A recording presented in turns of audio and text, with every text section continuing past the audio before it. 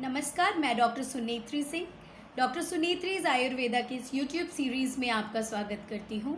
मैं एमडी हूँ आयुर्वेद में और आज बात करेंगे आहार यानी डाइट से कैसे अपनी इम्यूनिटी को हम लाइफ लॉन्ग ठीक रख सकते हैं।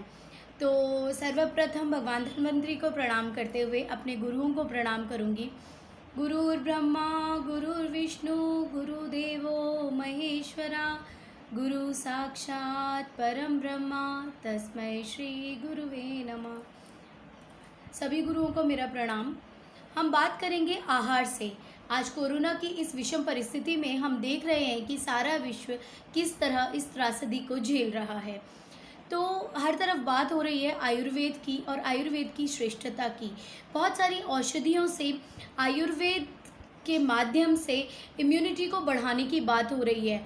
बहुत अच्छी बात है, यह एक बहुत बढ़िया कदम है, पर हमें ये भी सोचना चाहिए क्या रोज़ के आहार से, रोज़ के आहार आचार और चेष्टा से हम अपनी इम्यूनिटी को बढ़ा सकते हैं, इन लाइफ स्टाइल डिसऑर्डर्स से दूर रह सकते हैं। तो आज बात करेंगे सबसे पहले स्वास्थ्य की। स्वास्थ्य है क्या?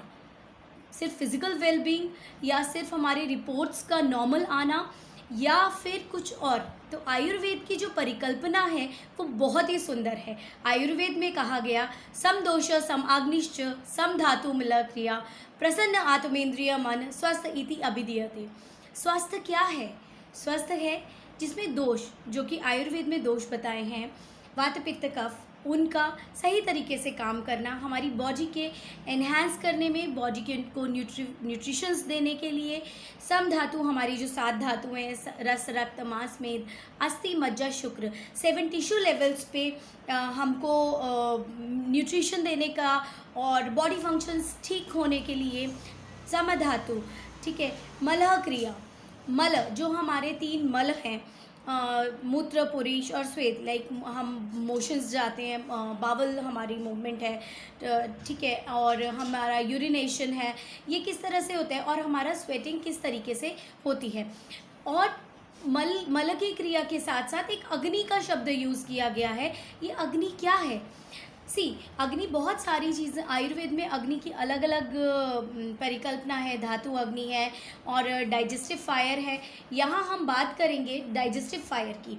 तो डाइजेस्टिव फायर जब ठीक रहेगी तो डेफिनेटली भूख अच्छी लगेगी, हम खाएंगे अच्छे से। और टिश्यू लेवल पे अगर धातु अग्नि ठीक रहेगी, जैसे रस की अग्नि, रक्त की एक अग्नि, तो हमारी जो न्यूट्रिशन बॉडी में पहुंचनी है हर टिश्यू लेवल तक, वो ठीक से पहुंचेगी। अब आयुर्वेद सिर्फ यही बात नहीं करता, वो कहता है प्रसन्न आत्मेंद्रिय मन स्वस्थ इति अभिधीयते। मतलब आत्मा, इंद्रिय, मन, ये भी प्रसन्न होना चाहिए। तो स्पिरिचुअल लेवल पे, सोल लेवल पे भी ये काम करता है। फिर मन के लेवल पे कि मन हमारा प्रसन्न होगा, कि क्योंकि जैसा मन वैसे ही विचार आते हैं और वैसा ही शरीर बनता है। तो आयुर्वेद की जो परिकल्पना है वो तो बहुत ही वास्ट है, हमें इसे समझना होगा। तो उसको स्वस्थ कहेंगे, not on the physical grounds only, physical, mental, soulful well-being को एक स्वास्थ्य कहा गया है।